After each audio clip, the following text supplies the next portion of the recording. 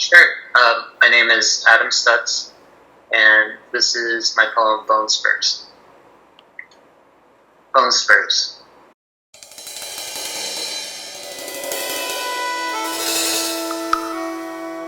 I find there is wisdom stitched into an empty parking lot, experience and efficacy in a vacant building. They both shake from the compromise of electric lifelines. I glimmer most in a discussion about bone spurs and a love of urban mycology collected in tenements. I can pore over the minutiae of my bad teeth, risking disintegration in the frail kinship in my gesture of kisses. It is within spitting distance of a botched claim for restitution. However, I would like to be the relics of my affection, the catalogued hallmarks of a sham tapestry, written in invisible threads, or the faux holy light in a pair of hands, holding up an electric happiness. This last statement is just a familiar howl of overkill, like the thought of plastic feathers promising more meaning in a dream of flight, feeling overfull and gluttonous as a live show culminates in a failure in real time. Am I pillars to no temple, or a fear always damp and murky behind an idle ladder, eyes tripping over a self-made emergency? Riddled with hologram price stickers, the cost looks more attractive in a rainbow of illusion, like poor eyesight failing in a revolution of halos, always a bravado spinning into a dance in the fall.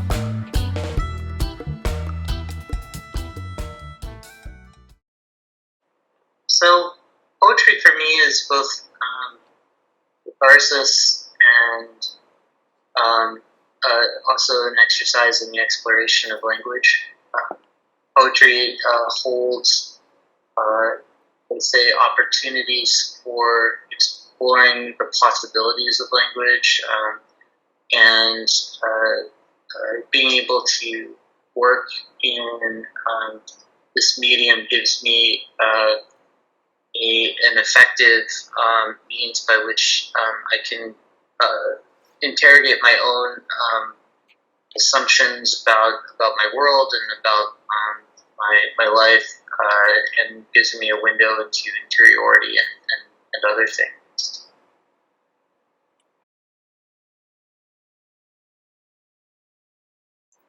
So this poem started off, as most of my poems do, with just thinking about a phrase. So, or a combination of words. So in this case, the term bone spurs. And bone spurs is a medical issue in which that's associated with osteoarthritis.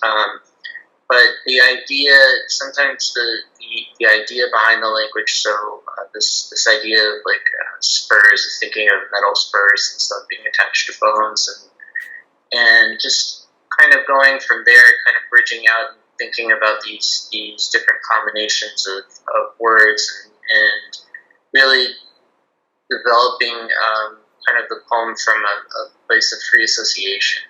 And so many of my poems kind of stem from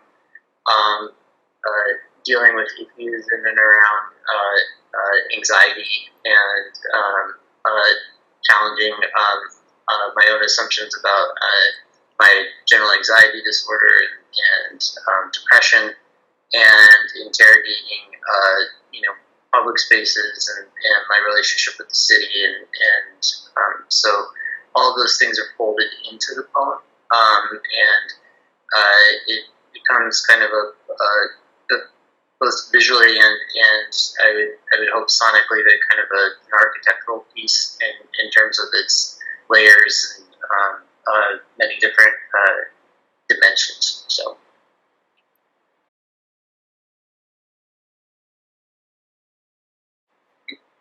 So the kind of the closest, or the idea of the poetic form would be probably considered free verse.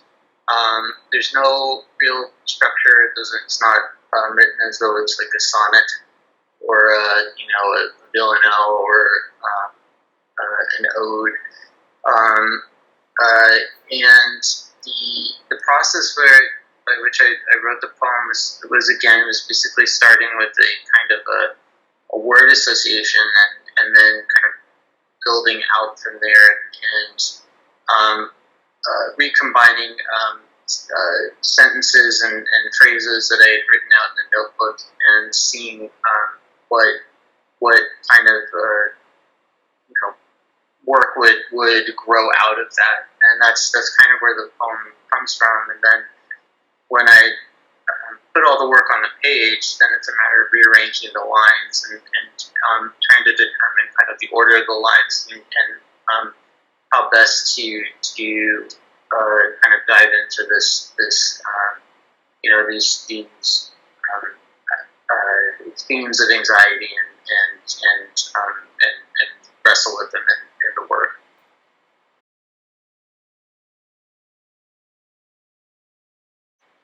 I would say to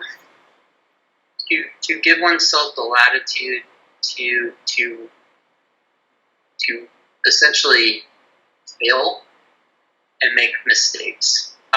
So most of the work that I've written stems from mistakes that I've made, and I in terms of like kind of practical steps, I would say that someone could write a poem, starting out by maybe jotting down a few lines and just kind of letting their mind go, and then the process of really writing the poem, at least for me, comes from the process of editing. And so editing is really a key, that for me is where the writing process really starts. And so my suggestion is that, that you, when we're to sit down to write a poem, is to start maybe like with a block of language, block of text, and then kind of sculpt that block through the process of editing. And eventually what happens is that the poem will start to reveal itself. And I think another key aspect to writing poetry is to read. So reading widely, reading a variety of different authors with different backgrounds, different perspectives, and really exposing yourself to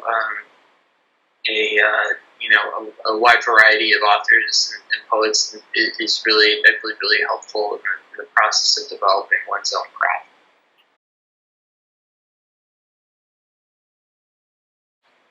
I think one of the challenges that many people have with reading poetry is they want to be able to pull a meaning out of the poem, and for there to be like kind of a linear narrative to a lot of poems. But there are poems out there, not much unlike what I've written, that don't have an easily discernible meaning, and so it's a matter of sometimes when reading a poem to look at the other aspects of the poem, to hear the other aspects of the poem. So, for example, like the sonic qualities of the poem, and sometimes what I suggest to people when they don't immediately know kind of what the poem says or how to approach it, one suggestion I have is to read it out loud, and to read it in different voices, and to so that you can kind of eliminate the possibilities of the language. And that in of itself, I think, opens a lot of opportunities to be able to explore the boundaries of the language in the poem. So whether you're reading Keats or John Ashbery or a myriad of poets, Robert Creeley, Hilda Morley. There's so much variety in terms of the work, and I believe that you can really, search for, the sonic possibilities in the language, and eventually the poem kind of reveals itself. And one thing I think I would also say is that, I hope that when someone, for example, reads my work, that they are able to kind of bring their own subjective interpretation to the poem and be able to kind of see it through the filter of their own experience. I don't necessarily want to impress a meaning upon the reader and stuff, but rather give them the flexibility to kind of wrestle with it, because I place trust in my reader to be able to find a meaning in the poem.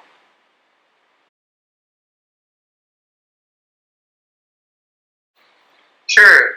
In addition to the poets that I mentioned, the poet Aaron Greene, who is the author of the book Eruv, spelled E-R-U-V, and Beat, spelled B-E-I-T, is an exceptional poet. He is just an extraordinary writer. He has an incredible control and command of the line, and has a wonderful way of being able to really engage the sonic qualities of his work, as well as explore themes of religion and existential themes, and does it in a very artful way, and I'm very taken with his work, and he's certainly been very influential on me.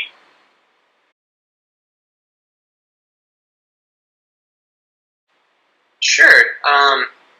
I'd like to give a shout out to Cooper Dillon Books. The press released my first chapbook, and it's run by the poet, professor, and editor, Adam Deutsch.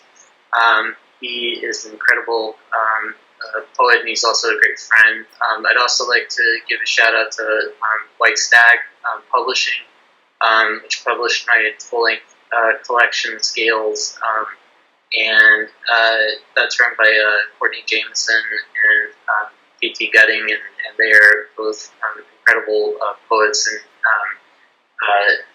editors in their own right. I really enjoyed working with them, so if you have a chance, go check them out.